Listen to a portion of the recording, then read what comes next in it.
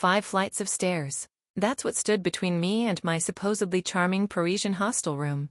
My backpack dug into my shoulders like it was trying to become part of my skeleton, and my suitcase bumped against each step with a rhythm that mocked my life choices. Thump. Bad. Thump. Decision. Thump. Maya. Yes, Maya. That's me. Maya Chen, professional doormat and newly minted stalker of cheating ex-boyfriends. The elevator was broken, naturally, because why would anything go right on this trip? And the kicker? I had a reservation for the ground floor room, but my ex-boyfriend Derek and his new girlfriend, let's call her Viper, though her real name is Vanessa, had somehow swooped in and claimed it first. I was only 2 days behind them. 2 days. Which meant if I hurried, I could catch up and, what? I hadn't quite figured that part out yet, but they were probably following the meticulously planned itinerary I'd spent 3 months creating, because Derek had the planning skills of a goldfish and the initiative of a particularly lazy sloth. By the time I reached the 5th floor, I was sweating through my vintage band t-shirt and questioning every decision I'd made since 3rd grade, which, coincidentally, is when this whole mess started. Let me rewind. Picture this. 8-year-old Maya, pigtailed and gap-toothed, passing a note to 8-year-old Derek during math class. The note said, "Do you like me? Check yes or no." He checked yes. My heart exploded into a million pink hearts, like some cartoon character who'd just been bonked on the head by Cupid's sledgehammer. From that moment on, Derek Thompson became the center of my universe. We ate lunch together, did homework together. Well, I did homework while he doodled skateboard designs in the margins. We were inseparable. Everyone said we were meant to be. What they didn't say, or what I refused to hear, was that I was doing all the work. Maya, question 4. The Boston Tea Party was a protest against what? Taxation without representation, Derek. Not a protest against tea being too expensive. Are you even listening? I'd been walking him through our history homework for an hour while he played some zombie game on his phone. I'll be fine. Professor Martinez loves me anyway. She literally said yesterday that you have the memory of a fruit fly and should get your head out of the clouds. Okay, point taken. But who cares what some professor thinks? School is for tryhards anyway. I'd frozen, my pencil hovering over my notes. Did you just call me a tryhard? No, not you, babe. You're amazing. The best, Maya. Now let's finish this so I can take you for bubble tea. I just beat this level anyway. The best, Maya. He always said that. And like an idiot, I always believed it meant something. By high school, everyone had started calling us Derek, a couple name that made me feel special and seen. What I didn't see was how the entire school had a different nickname for me behind my back. Derek's assistant. The doormat. Derek's mom. Girl, when are you going to wake up? My best friend Zoe had asked me junior year, watching me organize Derek's college applications while he napped on my bed. He's using you. He's not using me. We're a team. Teams have 2 players who both show up to the game. Maya, you're playing solo while he takes a nap on the bench. I'd laughed it off. Zoe didn't understand what Derek and I had. Our connection was special, deeper than anyone else could see. Senior year arrived, and with it came my master plan, a post-graduation trip to Paris, the city of light, the city of romance, the perfect place to celebrate our love before heading to college together. Well, my college. Derek had decided to take a gap year. I thought we'd go to USC together, I'd said when he dropped that bomb during our senior year planning session.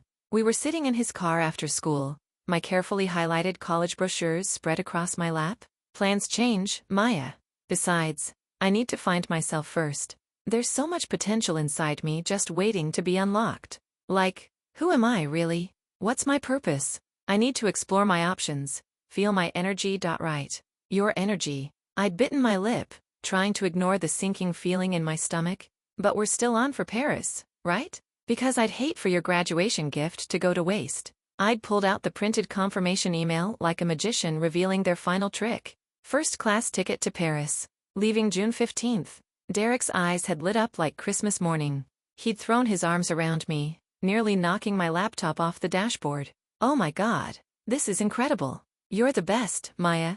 Though, I didn't get you anything. You being in my life is all I need. See? This is why you're the best. I'd floated home that day, already planning romantic walks along the Seine, candlelit dinners, maybe even a kiss in front of the Eiffel Tower, A real kiss. Not the quick pecks on the cheek that Derek usually gave me. But then Mom had walked into my room that evening, her face tight with that look that meant I was in trouble. Maya, why is there a $1,200 charge on your account for a plane ticket? I was going to tell you that you spent your grandmother's inheritance money on a ticket for Derek? Maya, that money was for your future. Derek is my future, Mom. I'd stood up, defensive and desperate. I've loved him since I was 8 years old. And I wanted to end high school on a perfect note. Can you please stop judging my choices? Mom had stared at me for a long moment, her expression somewhere between anger and heartbreak. I'm not judging you, sweetheart. But sometimes you make terrible decisions when Derek's involved. Followed by another text 5 minutes later. Derek. Also, please stop calling me. It's getting weird. I'd spent the next week in bed, ignoring calls from friends, eating ice cream for breakfast, and ugly crying into my pillow. Mom had tried everything. Pep talks, comfort food, threats to take away my phone. Nothing worked. Until graduation day, when she'd flung open my bedroom door with the force of someone who'd reached their limit. Maya Chen, enough is enough. You're graduating today, and you're going. I can't face everyone. They all know he dumped me for Vanessa. It's humiliating. If you ask me, it's a blessing. Now you won't waste any more time on a lazy boy who doesn't deserve you. And you can finally go to Paris by yourself, doing what you actually want to do. I can't go to Paris alone, Mom. It's the most romantic city in the world, and I'll be there without my soulmate. I'd rather eat glass. Besides, Derek and I planned that whole trip together. No, Maya, you planned that trip. Derek just showed up. Now get dressed, put on something that makes you feel confident, and go to your graduation with your head held high. I'd done what she said, mostly because I was too tired to argue. My friends had tried to cheer me up, and for a few moments during the ceremony, I'd almost felt okay. Then I'd walked across the stage to receive my diploma and spotted Vanessa in the front row wearing my crown. That's when I knew the summer was going to be absolute torture. I'd spent the next month drowning in self-pity, doom scrolling through social media while everyone else posted photos of their perfect summers. Beach volleyball, road trips, music festivals. And then I'd seen it, Derek and Vanessa, the Eiffel Tower glittering behind them, both grinning like they'd won the lottery. My vacation, my itinerary, my dreams. That's when I'd screamed for Mom and declared war. Mom, I'm going to Paris. And now here I was, sweating my way up 5 flights of stairs, ready to reclaim what was mine, even if I had no idea how. The Parisian streets were exactly like the movies, cobblestones gleaming in the afternoon sun, cafes with checkered tablecloths, people who looked effortlessly chic even in jeans. I should have been soaking it all in, but I was too busy being a low-budget private investigator. I'd stationed myself at an outdoor cafe across from the hotel where Derek and Vanessa were staying, the hotel I'd booked, mind you, nursing my 3rd café au lait and trying not to look suspicious. My hands were shaking from either caffeine or rage, possibly both. Then the hotel doors swung open, and there they were. Derek and Vanessa, hand in hand, laughing at something on his phone. My blood pressure spiked so fast I thought I might actually combust right there in my wrought iron cafe chair. I threw cash on the table and followed them, staying just far enough back to blend into the crowd. They window shopped, took selfies, and generally acted like people without a care in the world. When Derek hailed a taxi, I felt my whole mission crumbling. But then my phone pinged, a social media notification. Derek had posted a new photo. Next stop, the Louvre, artist palette emoji, hashtag Paris with my love. My itinerary. He was definitely following my itinerary. I tried to flag down a taxi, but they all zoomed past me like I was invisible. Fine. The Louvre was only a mile and a half away. If I walked fast enough, I could beat them there. I power walked through the tourist-clogged streets, muttering apologies in terrible French. Pardon, excusez-moi. When I finally spotted the iconic glass pyramid of the Louvre, I broke into a run. Inside, I immediately gravitated toward the Mona Lisa. She was smaller than I'd imagined, but seeing her in person was still thrilling. I was lost in admiration when I felt a hand slip into my back pocket. I smiled to myself. Then I whirled around to face a devastatingly handsome guy with dark hair and darker eyes, my phone halfway into his jacket. It's a fake, I announced. He froze, his expression shifting from confidence to confusion. I assure you, the Mona Lisa is quite real. Not the painting, The phone you just stole. His eyebrows lifted, impressed despite himself. Clever. The City of Light is famous for pickpockets at tourist spots, so I carry a decoy phone. You steal it, you walk away, everyone's happy. Except now you're not walking away. I grabbed his arm before he could bolt. Let go, please. His English was perfect, but there was a slight French accent underneath. Why are you faking a French accent? I was born here. Then my mother dragged me to Los Angeles. She wanted to be an actress. That clearly didn't work out. Since you're here robbing tourists, can you release me now? Nope. You have two choices. I tell security you robbed me, or you help me find these two people. I shoved my phone, my real phone, in his face, showing him Derek and Vanessa's photo. Did they steal your fake wallet? No, that's still safe. She stole my boyfriend, and I'm getting him back. I need your help because you speak French and 2 sets of eyes are better than 1. I'd rather take my chances with security, please. I can pay you. I was getting desperate now, my voice rising. Look, I know this sounds crazy, but I've loved this guy since I was 8 years old. I've spent years planning a future with him, and now that future is just gone. This girl swooped in and stole everything. They're out there having fun on my vacation, using my itinerary, and I'm here trying to convince a pickpocket to help me? God, I really am pathetic. And then, I don't know what happened, but I just started crying. Not pretty crying either. Full-on, snotty, ugly crying in the middle of the Louvre. Could you stop? He looked around nervously as tourists stared. Everyone thinks I stole your kidney or something.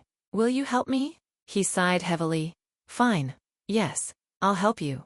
But your ex isn't even here. How could you possibly? He pulled a wallet from his pocket and flipped it open. Derek's driver's license grinned up at me. I bumped into him on his way out, picked his pocket. I should have been horrified. Instead, I felt a surge of satisfaction. He deserves it. But when we find them, you're giving it back. Of course. He didn't sound convincing. There's one problem though. How do we know where they're going next? Easy. They're following my itinerary. Next stop, Jardin des Tuileries. The Tuileries garden was everything I dreamed it would be. Manicured paths, stunning fountains, Parisians lounging on chairs like they were born knowing how to look elegant. The central fountain sparkled in the afternoon light. Since I'm helping you stalk your ex, my new accomplice said as we walked, shouldn't we know each other's names? Maya? Short for Maya. Just Maya. I'm Luca. In case you're interested. I wasn't. My eyes were scanning every face in the crowd, looking for Derek's familiar profile. Luca pulled out a water bottle and took a sip. Then he casually played a tune on what looked like a harmonica built into the cap. Did you just make music with your water bottle? Hydration and entertainment in one. Genius invention, no? Okay, that's actually cool. I kind of want one. Are you planning to steal it? Some things are worth paying for. Can I try? Fine. Just blow into the cap like a civilized person. The tune that came out was surprisingly melodic. This is amazing. Where do I get one? Amazon. Now, can we walk faster? What's that American saying? Stop and smell the roses? I'm not here for roses. I'm here to get my boyfriend back. Ex-boyfriend, he corrected. And what exactly will you do when we find him? Punch him? Drop to your knees and beg? Kiss me to make him jealous? I'll simply tell him we're meant to be together. Right. That'll definitely work. His sarcasm was thick enough to spread on toast. My stomach growled, cutting through my righteous indignation. Hungry? Luca gestured to a small cafe at the garden's edge. We can eat and keep watch. Minutes later, I was demolishing a plate of pasta like I hadn't eaten in days, which, honestly, I hadn't. Luca watched me with undisguised amusement. What?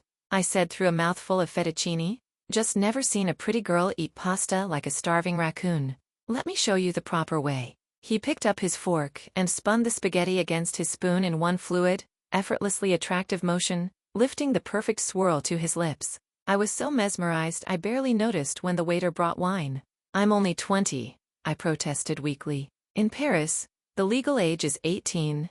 Santé, santé. As we ate, Luca's story unfolded. His mother had brought him back to Paris at 14 to help his grandparents run their family cafe. He'd worked there after school, learning the business. Then his grandparents died in a car accident. His mother tried to keep the cafe running but wasn't good with money. She'd taken out loans she couldn't repay, gotten sick, and eventually disappeared. leaving Luca alone. The bank foreclosed, and he lost everything. What about your dad? He's around, but I want nothing to do with him. Something dark flickered across his face. One day, I'll make enough money to buy the cafe back. This pickpocketing thing, it's temporary. When the check came, Luca pulled out Derek's wallet. I think Derek should buy you dinner. No, absolutely not. He put it away with a smirk. Fine, but only because you asked nicely. After dinner, I checked my itinerary. Next stop, sunset walk along the Seine. The river was magical at golden hour, couples strolling hand in hand, street musicians playing, the whole city bathed in honey-colored light. It was almost enough to make me forget why I was there. Almost. Then I spotted a familiar head bobbing through the crowd. That's Derek. I pushed forward, Luca trailing behind. Shouldn't we discuss strategy? Just follow my lead. Except I had no lead. My brilliant plan was to accidentally trip into Derek in the crowd. I leaned forward, preparing for a dramatic collision, but Derek moved at the last second. I face-planted onto the pavement instead. Maya, is that you? I got up, trying to salvage some dignity despite feeling like a wounded pigeon. Oh, Derek. What a surprise. I didn't expect to see you in Paris. You know, on the ticket I bought you. You have no self-respect, do you? Vanessa appeared beside him, looking disgustingly perfect. Vanessa. Wow, I barely recognized you. The Paris sun really isn't doing you any favors. Or wait, maybe that's just your natural glow when you're half human, half pure evil. Maya, you shouldn't have come here, Derek said, sounding tired. Why not? I planned this entire trip. The itinerary, the reservations, everything. And don't worry, I'm not here to stalk you. I actually came with my boyfriend. I whirled around and grabbed Luca's arm, pulling him forward. This is Luca, my mon amour. The guy who stole my heart. Right, honey bunches? Luca's eyes widened in shock. Yes, nice to meet you. Wait, you have a boyfriend? Derek looked genuinely surprised. You were crying over me last week. That was weak. Temporary insanity. I'm over you. And why are you so shocked? You moved on in less than 24 hours. Forgot about our great love like yesterday's trash. What great love? Derek's face was hard now. Maya, we dated for a year before prom. Just a year. I never said I loved you. I said you were the best. And you are. You always made things easy for me. But it's over now. The words hit me like a physical blow. He was right. In all those years since third grade, through all the notes and lunch dates and homework sessions, he'd never once said he loved me. It was always you're the best, Maya. My blood boiled. Before I could think, I grabbed Luca by his collar and kissed him. I expected him to push me away, to be angry, to do anything except what he did, which was wrap his arms around my waist and kiss me back like it was the most natural thing in the world. When I finally pulled away, Derek stood frozen, his expression unreadable. Well, that settles it, I said, surprised by how steady my voice was. You and I are officially over. Have fun on my trip. Oh, and I think this belongs to you. I pulled Derek's wallet from my purse. Luca must have slipped it to me, and tossed it at his feet. Found it on the ground. Much like your dignity. Then I ran, tears streaming down my face, with Luca close behind. We ended up on a bridge overlooking the Seine, my chest heaving as I tried to catch my breath and stop crying simultaneously. You okay? Luca asked softly. I'm perfect. The guy I've loved my whole life was never actually my boyfriend. And my first real kiss was with a French criminal. But yeah, totally fine.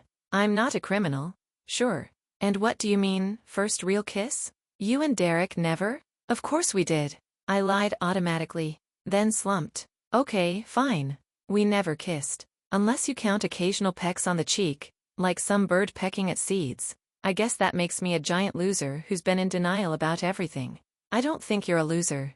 Maybe just someone who loved a loser. That doesn't make me feel better. What do you want me to say? You're beautiful. You have the prettiest eyes I've ever seen.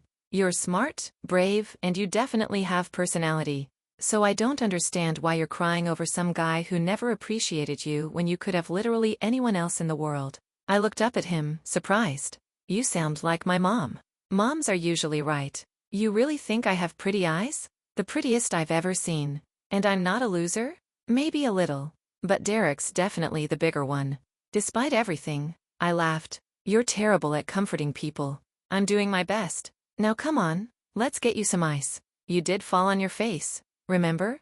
We spent the rest of the night wandering through Paris. Even late, the city pulsed with life. Glowing streetlights on ancient buildings, music drifting from tiny cafes, artists packing up their easels along the river. I was finally having fun when Luca asked if he should take me back to my hostel. I don't know if I can face going back there. If I run into Derek again, I might actually break his nose. That might be satisfying short term, but probably not the best idea. Then what do I do?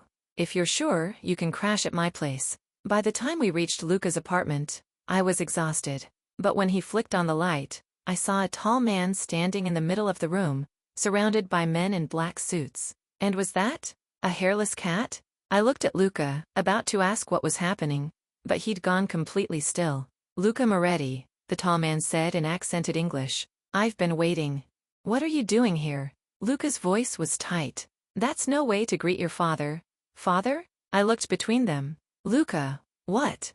He's not my father. Oh, Luca, don't be dramatic. Of course I'm your father, and you're my heir. You belong with me. I assumed after your mother disappeared, you'd come back to me. But no, you decided to run away and live like this. He gestured dismissively at the small apartment. Wait, I interrupted. Disappeared? I thought your mom was dead? The man smiled coldly. Is that what he told you? Oh, Luca, lying to your girlfriend. Very bad manners. I'll have to teach you how to treat a lady properly when you come home with me. I told you before, I want nothing to do with you. Get out before I call the police. The police? His father laughed. I'm sure they'd love to question you about your extracurricular activities. You've been sloppy, boy. He gestured to his men, who moved toward Luca. You really don't know when to quit, do you? Luca grabbed my hand. Run. We sprinted through the streets, knocking over cafe tables and chairs, my lungs burning. Behind us, I heard a car engine roar to life. They have a car, I gasped. Luca, we can't outrun a car. Which is why we're upgrading. He swerved toward a row of rental bikes, yanked one free, and jumped on. I barely managed to hop on the back before he took off, weaving through the thinning crowd. For a moment, I thought we'd lost them. Then a car screeched in front of us, and Luca slammed the brakes. Get in, a woman's voice called from the driver's seat. Mom? Luca breathed. Get in now. We jumped in, and the car peeled away, leaving Paris's bright lights behind us. We drove for what felt like hours, finally stopping at an abandoned warehouse on the outskirts of the city. Luca's mother, very much alive, told us everything. She'd met Luca's father when she was 18, fell in love, got married. She thought she'd found her happily ever after. She was wrong. I didn't know about the mafia until Luca was 12, she explained, her voice tired. Your father hid it well. When I found out, I wanted to leave immediately, but he threatened to take you away. I was too scared to fight him. When I turned 14, Luca continued, Mom saw how the mafia life was pulling me in. That's when she decided we had to leave. We went to live with my grandparents, but Dad never stopped looking for us. After my parents died, his mother said, we thought separating would confuse him, make it harder to track us, but nothing stops him. So what now? I asked. You just keep running forever? No, Luca's mother said firmly. We fly to Hawaii. I have a friend there who can help us disappear for real this time. We spent the night in the warehouse. The next morning, we headed to the airport. While Luca's mother handled paperwork, he pulled me aside. So, I guess this is it. I guess so. I stood there, my boarding pass in hand, finally understanding what Mom had tried to tell me all along. Love isn't about chasing someone who doesn't see your worth. It's about finding someone who does. For the first time in a long time, I wasn't afraid of the unknown. And that felt like a pretty good ending to what started as a stalking story. 6 months later, my phone buzzed with a notification. A message from an unknown number with a Hawaii area code. Still avoiding idiots? L. I smiled and typed back, doing my best. How's paradise? Boring without a certain stalker. Ever thought about visiting? I looked around my college dorm room, posters on the walls, textbooks scattered across my desk, my roommate singing badly in the shower. My new life, the one I'd built for myself. Maybe for spring break, I typed. But only if you promise not to steal my phone. No promises. But I'll teach you to eat pasta properly. Deal. I put my phone down, still smiling. Outside my window, campus was alive with students heading to class, starting their own adventures, writing their own stories. And for once, I wasn't just the supporting character in someone else's life. I was the heroine of my own.